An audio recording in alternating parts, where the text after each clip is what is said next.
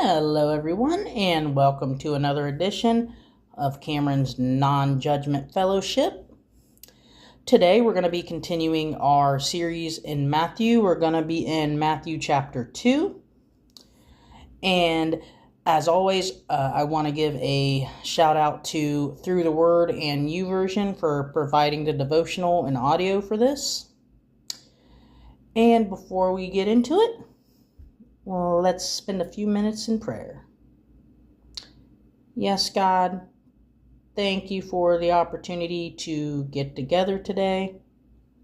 I pray that you would be speaking through us as we get into your word. And just pray that you would open our hearts to what you want to learn, Lord. In your name, amen.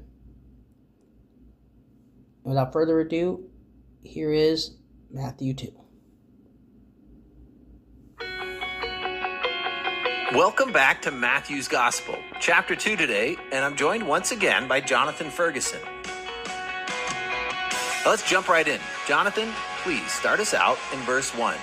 After Jesus was born in Bethlehem in Judea, during the time of King Herod, Magi from the east came to Jerusalem. So the birth of Jesus has passed. And now we have what I've always thought was the most mysterious part of the Christmas story. Now, who are the Magi? What do we know about them? Well, despite sounding like the word magic, these guys were not David Blaine's masters of illusion. They were astrologers, men who looked for signs in the stars. Now, there are some things we know about them, and there are a few things we don't know. First, let's look at what we don't know. We don't know how many of them actually came to visit Jesus. I know your nativity set has 3, and I know the words to We Three Kings of Orient are, but we actually don't know how many there were. There could have been 10. There could have been 30. And we're also not told that they were kings. All right, so my nativity set is a little off, but what do we know? First, we know that they came from the east. Vague, I know. The entire continent of Asia is to the east of Israel. Most likely, they came from the regions of Babylon and Persia, regions that were known for their ranks of wise men, astrologers, and diviners. We also know of their prominence. This was no isolated astronomy club. They were well respected, possibly advisors to kings or emperors. Their position is evident by the wealth that they brought with them.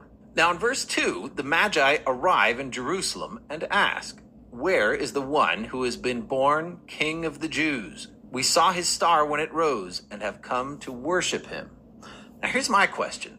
How did they know that a star meant that the King of the Jews had arrived? The Magi must have known some Jewish scriptures, but how did they know it? Way back in Numbers, we read the story of Balaam, who was called upon